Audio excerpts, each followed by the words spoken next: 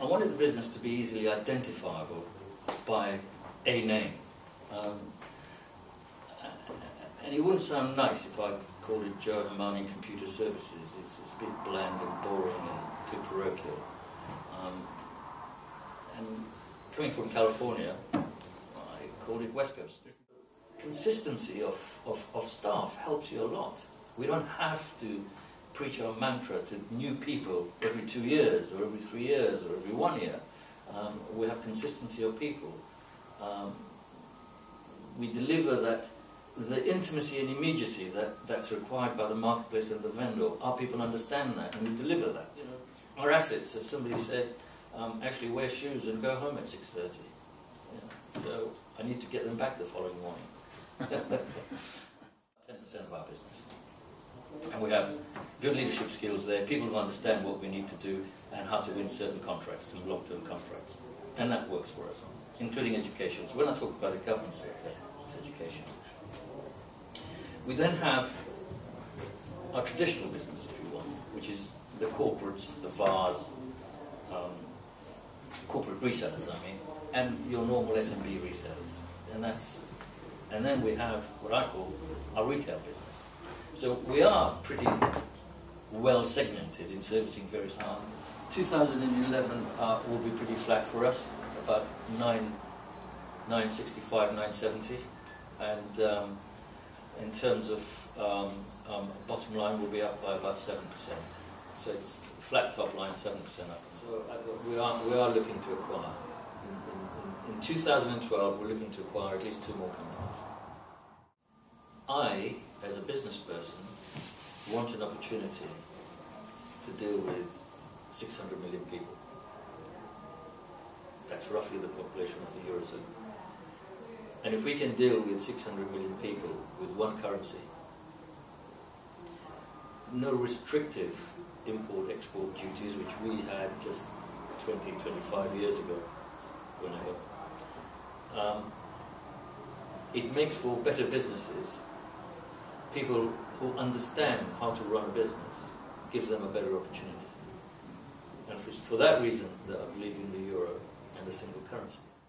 There is a thing to be said about wholesaling activity. I believe that if you're between 300 and 400 or 300 and 500 million pounds, you're in the valley of death. You need to get scale. It's like getting into a scrum in rugby. You have to have scale. And scale is what we wanted, so we built scale for the betterment of our business.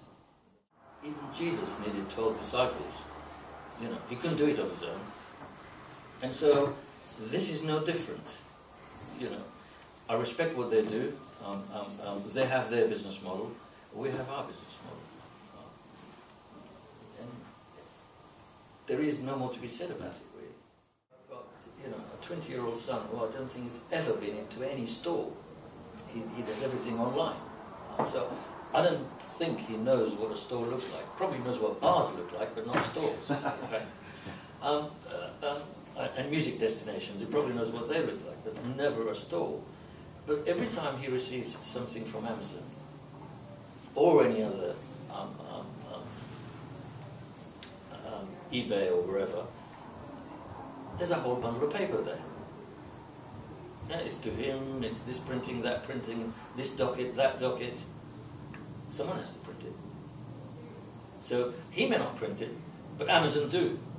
So if you buy from Amazon, you know the bits of paper you get with it. There's at least 3 bits of paper. Do you think that's sufficient, though, to... No, I don't think it's sufficient, but it's not disappearing, is my point. You're printing one shape, form or another, will always be there.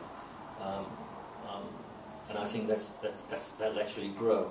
I think MPS has a certain function in large corporates, in certain environments.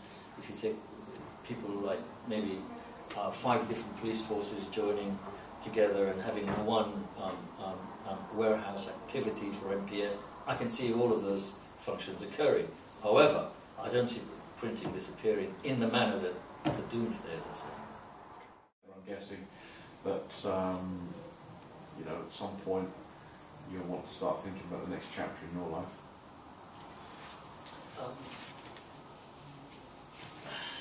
I don't actually. I don't. There's always a danger as a single shareholder. I own this lock, stock and barrel, so there's always a concern. But ultimately, I think this company will find itself in the hands of its managers, long-serving managers. That's where it will go.